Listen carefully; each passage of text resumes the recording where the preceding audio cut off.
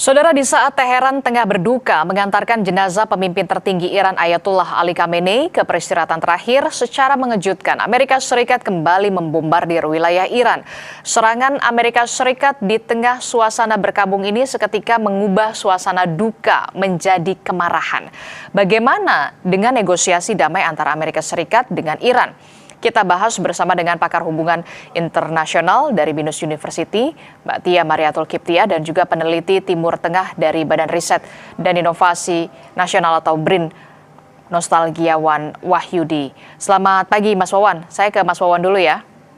Ya, selamat pagi. Iya, Mas Wawan, kalau kita lihat bagaimana hari ini pemakaman dari Ayatullah Khamenei dan pada tanggal 11 Juli akan ada proses negosiasi kembali yang akan dilanjutkan antara Amerika Serikat dan juga Iran. Tapi saya ingin tahu dulu, Anda melihat dari perspektif BRIN sendiri, serangan yang dilakukan oleh Amerika Serikat menjelang negosiasi yang akan dilakukan pada tanggal 11 Juli kemarin ini, apakah akan berdampak signifikan terhadap negosiasi yang akan berlangsung alot?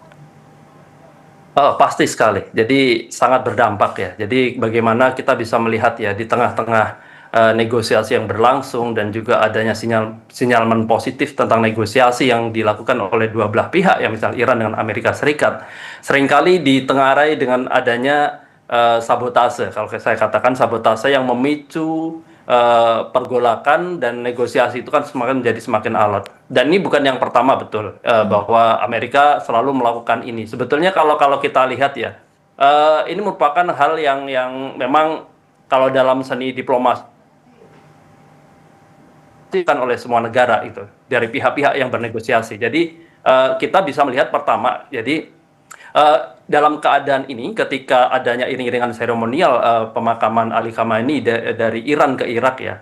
Jadi konsentrasi Iran itu pada posisi yang terpecah ya. Kita sudah tahu bahwa ketika banyak petinggi Iran yang berkunjung ke sana ke Irak, maka pengamanan itu adalah pengamanan tingkat tinggi, hari seremonial yang dilakukan dalam kondisi kritis dan perang. Dan Iran sangat menyadari itu. Karena ini akan sangat berbahaya. Kita tahu bahwa sebetulnya potensi sabotase dari intelijen Israel dan potensi pembunuhan terhadap petinggi Iran sangat tinggi. Dan itu memang selama ini ditargetkan.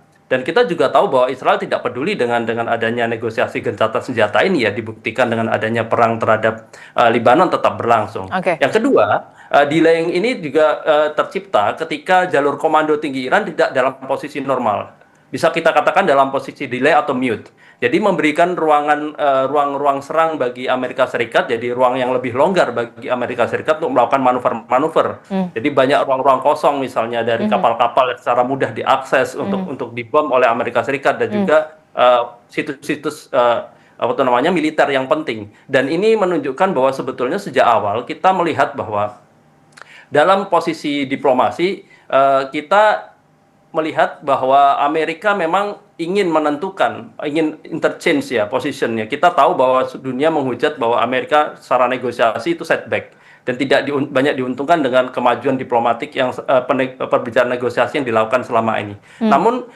dia ingin membalikkan itu. Jadi siapa yang akan mendikte dari negosiasi ini? Jadi mencoba untuk mengubah posisi. Jadi Amerika menginginkan bahwa dia akan mengulang kembali atau membalikan posisi dia ini menjadi posisi yang lebih kuat dari yang sebelumnya. Punya posisi tawar yang lebih kuat dibandingkan dengan Iran. Yang sangat penting dalam arti memang kalau saya lihat bahwa penyerangan ini dilakukan ketika Iran dalam posisi leadership-nya delay atau mute dan itu memang sudah direncanakan. Dan perlu kita ingat bahwa penyerangan ini dilakukan di tengah upaya-upaya Amerika menghadiri dari pertemuan NATO. Dan ini sangat penting. Jadi saya melihat ada pergeseran dari NATO yang cukup penting ya. Jadi pertama, tujuan Trump ke sana memang ingin menggalang dukungan dari forum NATO untuk memperkuat positioning Trump terhadap Iran.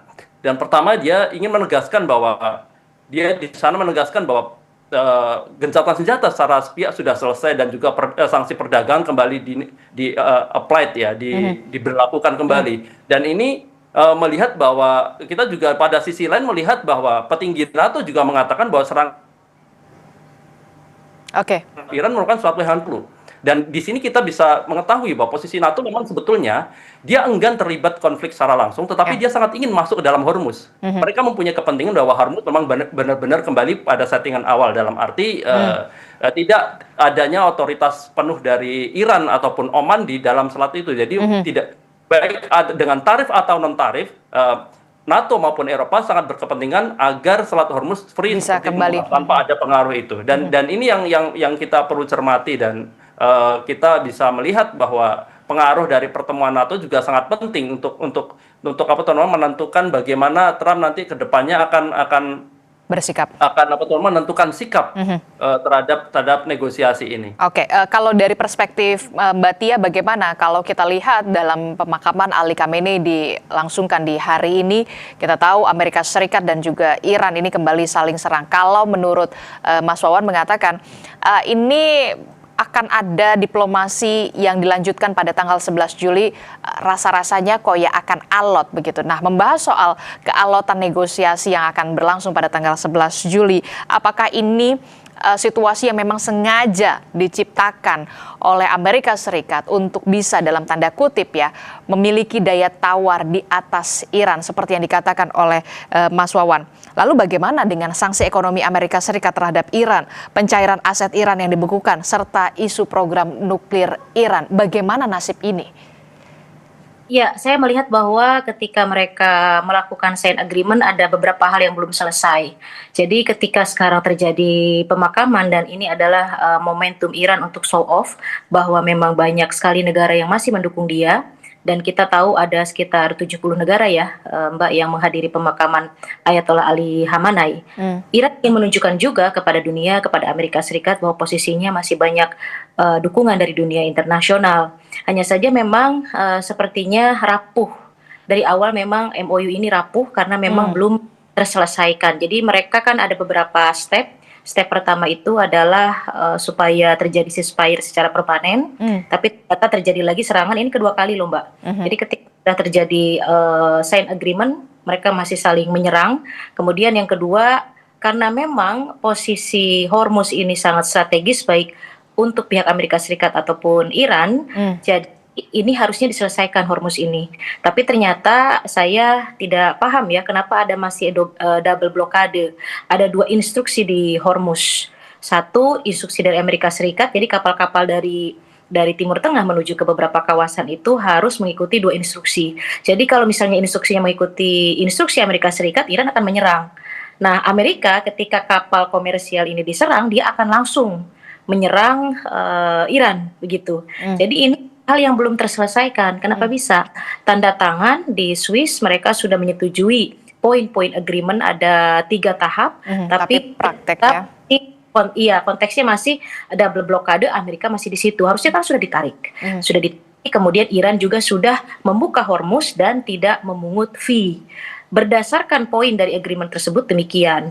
Tapi kalau misalnya blokade masih ada 2 instruksi di situ, artinya masih ada double blokade dong kalau 2 instruksi di situ. Nah, ini kan penyakit, Mbak. Ini adalah hal yang memang akan menyebabkan ke depan perjanjian ini rapuh dan kita tidak tahu ya nanti untuk berikutnya pertemuan antara Iran dan Amerika Serikat ini akan mulus atau tidak. Karena belum apa-apa kan sudah seperti ini begitu. Sudah susah kita menganalisisnya. Tiba-tiba lagi serangan dengan alasan Iran duluan menyerang. Tapi ketika kita cek datanya ada double instruksi di situ. Kenapa bisa terjadi seperti ini? Berarti kan belum clear ketika perjanjian itu ditandatangani. Oke, kalau Anda dari kacamata Anda, Mbak Tia, akan ada kerapuhan dalam negosiasi yang akan dilakukan pada tanggal 11 Juli rencananya antara Amerika Serikat dan juga Iran 2 hari setelah pemimpin tertinggi mereka, Iran, Ayatollah Ali Khamenei ini dimakamkan. Nah, apalagi ada pernyataan yang dikatakan oleh Amerika Serikat bahwa negosiasi dengan Iran hanya buang-buang waktu. Nah, ini bagaimana nih kalau Anda melihat, kalau dari BRIN sendiri, bagaimana nasib ke depannya? Apakah perang nanti akan semakin tetap masif dilakukan antara kedua belah pihak, ataukah kemudian akan ada strategi lain? Jadi, salah satunya delegasi Iran dan juga Amerika Serikat. Mas Wawan. Jadi seperti ini ya. Jadi memang ada sebuah kesalahan fatal lah sejak awal ya dari negosiasi ini, bahwa tidak memasukkan Israel dalam perjanjian gencatan senjata ada sebuah kesalahan fatal, dan kita tahu bahwa ambisi perang ini merupakan inisiatif Israel itu sendiri, dan juga politik luar negeri Israel itu invasif ya. Jadi perang itu merupakan normalisasi kondisi dari kondisi nasional dari Israel life atau politics, dan ini yang perlu kita cermati ya. Untuk yang ke depan saya kira yang perlu kita selesaikan selain yang tadi diutarakan oleh Mbak Tia ya, ada permasalahan pemahaman konseptual perjanjian, di mana Iran termasuk menyendiri ya dalam kondisi ini. Jadi kita tahu bahwa tafsir atas kebebasan Selat Hormuz itu juga merupakan yang tanpa tarif, tanpa otoritas, itu merupakan pemahaman bersama, dalam arti selain Oman dan Iran, negara-negara Teluk ataupun negara-negara di Eropa ataupun Amerika semua berpemahaman bahwa ini akan kembali pada settingan semula ya. Jadi tidak ada penguasa di Hormuz, dan itu merupakan sesuatu yang bebas ya, yang untuk ke depan bisa diakses, dan ini yang menjadi kartu truf yang sebetulnya yang dipermainkan oleh Iran. Dan Amerika juga ingin mengulangi lagi, jadi melakukan setback dari perjanjian, melihat kembali perjanjian semula dan menjadikan bahwa sanksi ekonomi atau perdagangan ini menjadi salah satu kartu truf mereka selain nuklir. Jadi Amerika sangat menyadari bahwa setelah penandatangan perjanjian di Swiss, posisi mereka sangat lemah, dan Iran juga memainkan ini. Kita tahu bahwa Amerika setelah di Swiss juga mengatakan bahwa semua kapal dalam garansi Amerika bisa free ke sana. Sedangkan Iran mengatakan bahwa semua kapal yang lewat situ tetap harus dalam koordinasi dengan Iran. Jika tidak akan berpotensi untuk diserang. Di sini yang sebetulnya yang masih dipermainkan oleh Iran, dan kita tahu bahwa ke depan sebetulnya potensi negosiasi ataupun fluktuasi harga energi akan tidak semakin menentu. Dan di mana dengan adanya dua otoritas ini yang masih menggunakan Hormuz sebagai politik, dan pada sisi lain dengan serangan ini Amerika juga kembali menggunakan sanksi, pencairan ekonomi dan yang lain sebagai salah satu kartu truf untuk menekan Iran. Kalau saya lihat ya, sebetulnya penyerangan ke depan ini lebih pada penyerangan terbatas ya. Penyerangan terbatas maksudnya? Tidak akan secara membuta sampai menghancurkan Iran sama 100%, atau Iran akan menyerang kapal Amerika secara total ya, menghancurkan kapal Amerika yang ada di Hormuz, tidak. Jadi perang ini akan digunakan sebagai perang skala terbatas untuk melakukan tekanan negosiasi. Jadi upaya-upaya untuk pembicaraan tanggal 11 itu kemungkinan tetap ada dilakukan oleh Amerika dengan Iran, tetapi dengan sesuatu yang lebih alot. Dalam arti mungkin Iran akan lebih susah menerima ya dibandingkan Amerika Serikat. Pada titik tertentu ya, ketika serangan terjadi, Trump tetap dengan tim negosiasinya mengatakan bahwa Amerika akan menyudahi ini sebagai titik terang. Oke, kalau dari Mas Wawan punya perspektif perang ini akan secara terbatas untuk menekan negosiasi. Itu artinya bisa dikatakan negosiasi yang akan dilakukan pada tanggal 11 Juli mendatang, Mbak Tia, ini hanya negosiasi dalam tanda kutip ya, berjalan di tempat. Walaupun kalau kita lihat kalkulasi politik Amerika Serikat seperti apa, termasuk juga penentuan delegasi yang akan dimainkan oleh Iran. Kabarnya Iran baru akan menentukan struktur resmi delegasi diplomatik mereka setelah seluruh rangkaian prosesi pemakaman Khamenei selesai. Bagaimana Anda melihat ini? Kalau cara Amerika Serikat tetap menggunakan cara yang lama, ini akan fail lagi, Mbak. Karena memang kalkulasi Amerika Serikat selama ini juga kan sering salah. Mulai runtuhnya rezim itu tidak terbukti. Bahkan beberapa kali mengatakan sepertinya kita cukup butuh 1 hari, butuh 1 minggu, butuh berapa hari lagi untuk menumbangkan rezim. Tapi ternyata rezim Iran kan tidak tumbang. Secara politik mereka tetap solid, mereka tetap berdiri sebagai sistem supreme leader. Jadi kedua, strategi berikutnya adalah Hormuz, dia juga kalah secara strategi. Jadi perang itu bukan dalam artian siapa yang kuat secara instrumen militer atau alat-alat perang begitu ya. Jelas kalau head to head memang kalah Iran secara kekuatan militer dengan Amerika Serikat, tapi Iran mampu menghadapi Amerika Serikat dengan beberapa strateginya. Rezim tidak hancur, pertama, kedua, kemudian Hormuz juga dia kalah telak begitu ya. Kemudian yang ketiga, dalam poin-poin negosiasi semuanya menguntungkan Iran, dari mulai pelepasan sanksi, kemudian penggantian kerusakan Iran atas serangan Amerika Serikat, kemudian berikutnya adalah pencairan aset Iran. Itu tiga itu kan tiga-tiganya menguntungkan Iran. Kita list apa yang menguntungkan Amerika Serikat? Tidak ada. Tidak ada. Itu. Belum lagi nanti masuk kepada tahap uranium dan front. Kalau sampai front Iran di Timur Tengah dianggap damai, nah ini yang agak susah Mbak, karena memang berkaitan dengan faktor eksternal tadi, yaitu Israel. Israel tidak mungkin menganggap Hezbollah itu damai atau menjadi sahabat, itu tidak mungkin sekali. Nah ini akan tarik ulur lagi nih. Jadi artinya Amerika Serikat, saya dari awal mengatakan tidak akan pernah melepaskan Israel. Jadi mereka terintegrasi. Apapun yang menjadi kepentingan Israel itu akan disupport. Jadi sangat mungkin ya negosiasi ini hanya pada tahap sanksi begitu ya. Pelepasan sanksi itu pun tidak seluruhnya, atau bisa jadi tidak permanen, karena Israel sangat khawatir Iran menjadi kuat, ekonominya kuat. Kalau sanksi dilepas, dia kan bisa jual minyak bebas. Kalau jual minyak bebas, ekonomi Iran bagus, ekspor impor jalan, artinya itu mengancam Israel, karena front Iran semuanya di Timur Tengah itu mengancam Israel. Jadi ini complicated Mbak, saya tidak yakin bahwa ini akan mulus. Kita lihat saja, ini akan cukup panjang konflik ini, tiba-tiba akan serangan kembali, ketika poin itu deadlock akan ada lagi serangan. Memang tidak menghancurkan karena efeknya kan minyak. Kalau sampai Amerika Serikat membombardir Iran, ya bunuh diri juga. Kan membombardir Iran, kondisi minyak dia juga minyak Amerika Serikat di dalam negeri itu kan naik, dan itu akan menjadi tekanan publik Amerika Serikat terhadap pemerintahannya. Jadi semuanya saling tali temali yang sangat susah diurai. Oke, kalau tadi menurut Mas Wawan salah satu kesalahannya yang paling krusial adalah tidak melibatkan, dalam tanda kutip ya, tidak melibatkan Israel. Nah, Anda punya perspektif apa soal ini, Mbak Tia? Benarkah atau Anda sepemahaman dengan Mas Wawan? Tidak bisa, Israel tidak bisa masuk, kan memang tidak punya hubungan diplomatik dengan Iran. Jadi ini juga bagian daripada strategi Amerika Serikat. Ya lumayan lah, ada cerdasnya sedikit begitu ya. Karena dia nanti akan berdalih ketika menyerang Lebanon, Israel akan bilang bahwa dia tidak ikut dalam perjanjian peace agreement antara Iran dan Amerika Serikat. Atau tiba-tiba dia menyerang Iran, dia akan mengatakan kan kita di luar, kita eksternal, kita tidak tangan, itu kan urusan Amerika dan Iran begitu. Padahal poin front dan poin Israel itu kan masuk dalam perjanjian. Tapi Israel akan ngeles seperti itu. Kita belajar daripada Oslo I, Oslo II, West Bank, semua perjanjian perdamaian antara Palestina dan Israel itu semuanya fair. Dan ini akan terjadi dengan Iran. Dan ini akan menjadi semacam reason dari Israel kalau menyerang Iran, ya kita tidak ikut gitu. Dan Amerika juga sepertinya melempar sesuatu melalui Israel. Jadi bersih dia tangannya, kan Israel memang tidak ikut begitu. Dimainkan oleh mereka berdua. Oke, dan itulah menjadi strategi dari Amerika Serikat, memang tidak melibatkan Israel.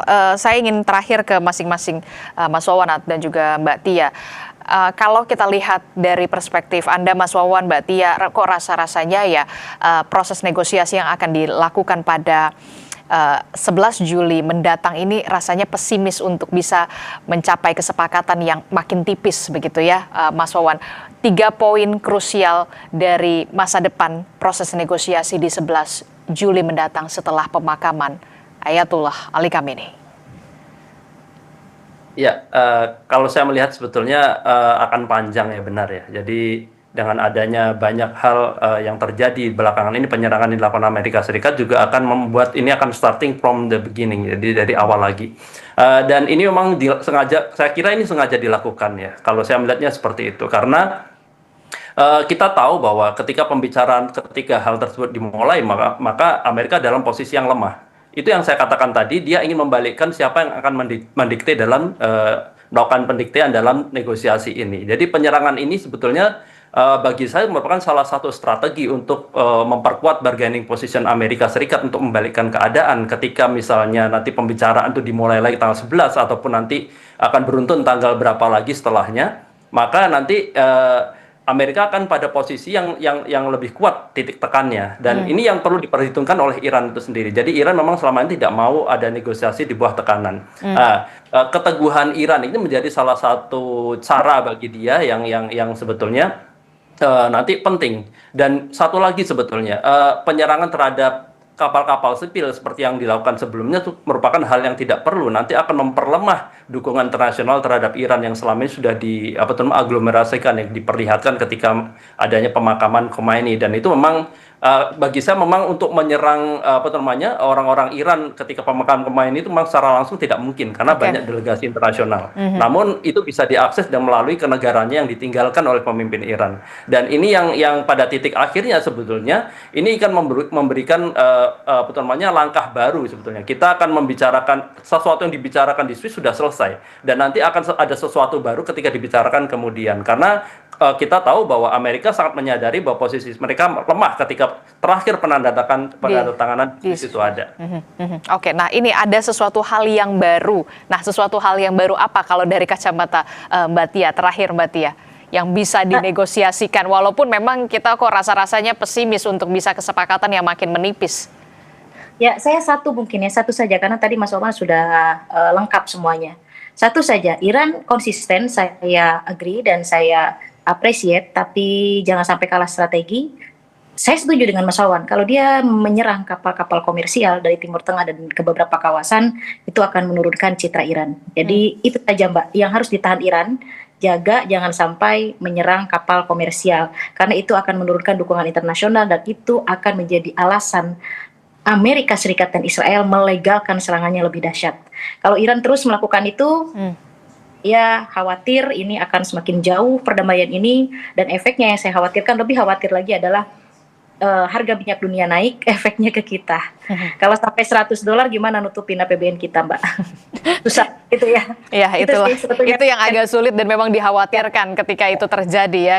Tidak hanya soal perang Amerika Serikat dan juga Iran, tapi dampaknya ke Indonesia. Terima kasih pakar hubungan internasional BINUS University. Iran sudah menang, Mbak. Oke. Iran sudah menang dan diuntungkan, jadi tidak melakukan hal-hal yang tidak perlu seperti yang diungkapkan Mbak Tia tadi. Oke, baik, terima kasih pakar hubungan internasional dari BINUS University, Mbak Tia Mariatul Kiptia dan juga peneliti Timur Tengah dari Badan Riset dan Inovasi Nasional BRIN, Bung Nostalgiawan Wahyudi telah bergabung bersama kami. Sehat selalu. Assalamualaikum, selamat pagi. Waalaikumsalam warahmatullahi wabarakatuh. Saudara, informasi penting